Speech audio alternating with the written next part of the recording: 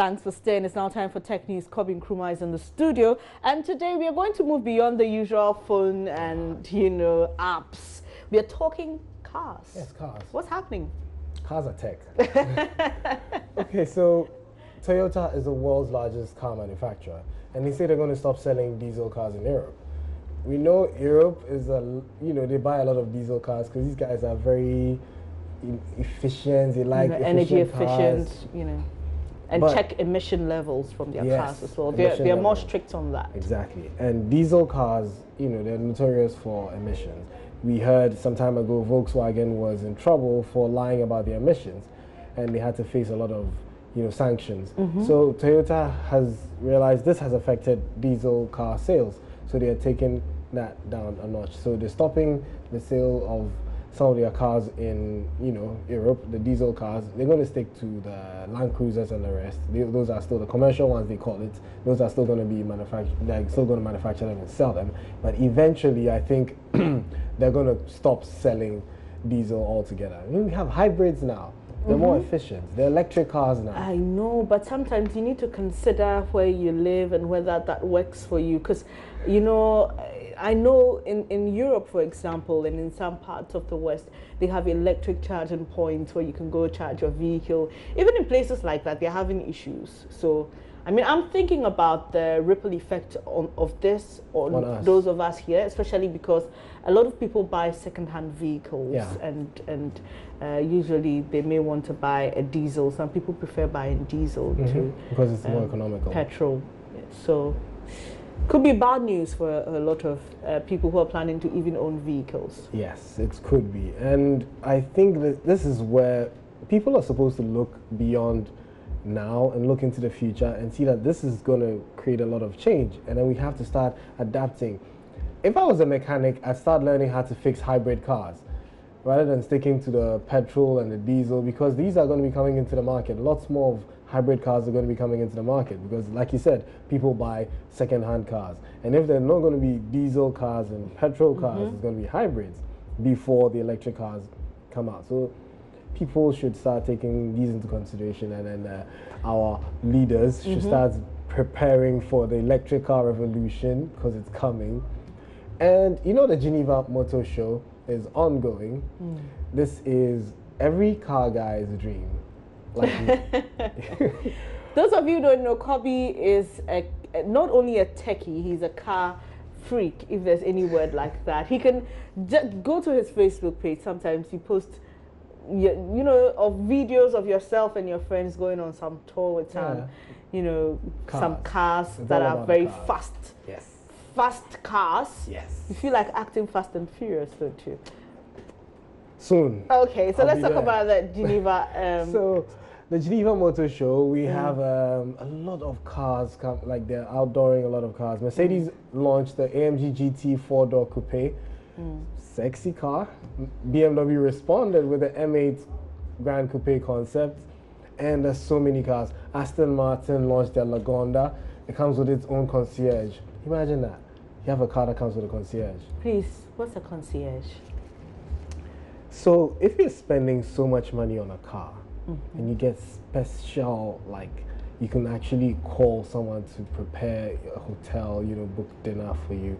Wouldn't that feel special? It will feel special. Yeah, that's what you get when you buy a car like that. Oh, you have special. So it gives you special. It makes you special. Access in certain places. Everywhere. All right. And well, they've introduced that. There's a lot of other cars, the super fast cars. Rimac has launched a car that's going to do the first car to do 300 miles per hour.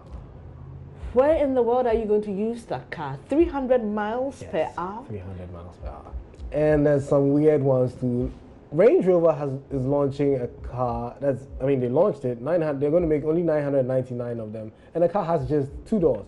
This is a Range Rover SUV, the largest of it all. And it has 2 doors. 2 doors. Why would they do that? It's not a coupe. Limited edition. Limited edition, 999 of a car that doesn't make sense. To you? It doesn't make sense. Why would you buy a 4-wheel drive with just 2 doors? I'll look at other, components of the vehicle. I'll look at other benefits. I look at other luxuries to enjoy from the car. Maybe it could make sense. I don't think so. I really think anyone who's buying it is just buying it because I have the money to spend, not because it's actually worth anything. And then finally, we go back to tech. So the Right to Repair Act. Did you know there's something like that? The right to get your phone repaired. The right. Yes.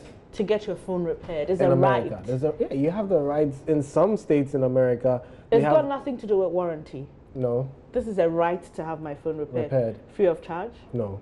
Okay. With the official parts, the companies that produce these phones, elsewhere they don't release repair documents. They don't release all these schematics. So you have to take your phone either to them, where you pay an arm and a leg to get it fixed, or you take it to your wayside repairer who's going to do matrai makwe.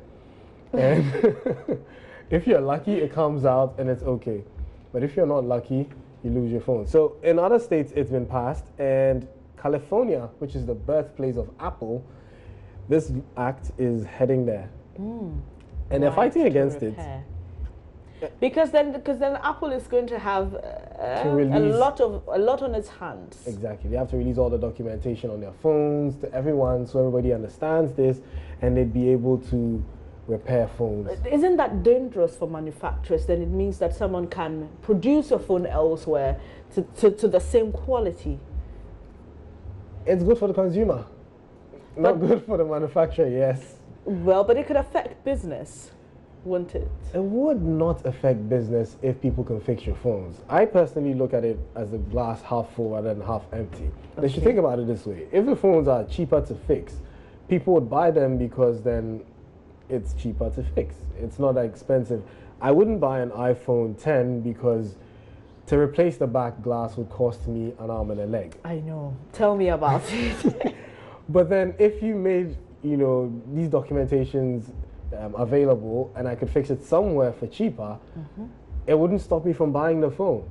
So it's but if Apple, for example, is not going to provide the materials, they're only going to give out documentation that makes it easier for phone repairers to repair the phones. How does that affect the pricing?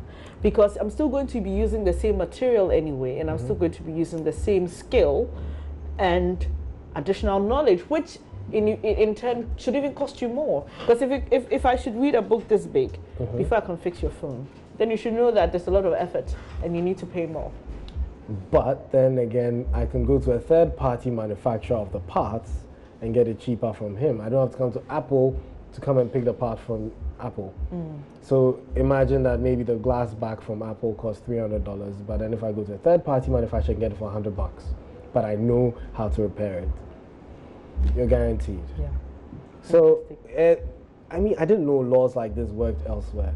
They should bring the Right to Repair Act to Ghana for mechanics, not even for phones, mechanics.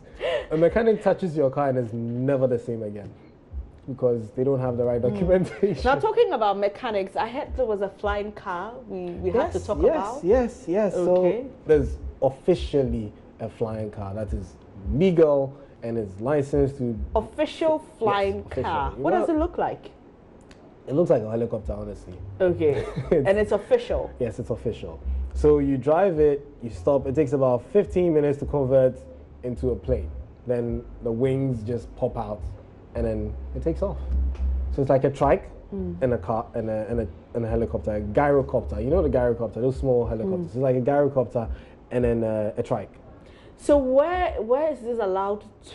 In Europe. In Europe? Yes, in Europe. I'm just imagining the amount of work that air traffic controllers would have, because then for me this is like to another level. You have in Europe, for example, you have some airports that planes have to hover for about a minute or two, just waiting to get a place to land. Now we are bringing flying cars. Luckily, I think they would have a height limit. Okay. You shouldn't go beyond a certain height. Okay. Imagine you're flying and then an Airbus A380 just whizzes past you. No, even apart from that, if you have another flying car, I'm just wondering how they're going to control traffic at that level. I know, right? It'll be interesting. The policemen will have like jet packs. And they'll be up in Where is this world going to, Spiky? It's coming to where I want it to be. Where you want it to be. You want this whole world to be turned into a tech place. Yeah, my playground. Thank you so much for Tech News this morning, Kobe Nkrumah there. You can catch up on YouTube if you missed any part of the show. But right now it's time for business with Emmanuel Abuaji. We have to stay.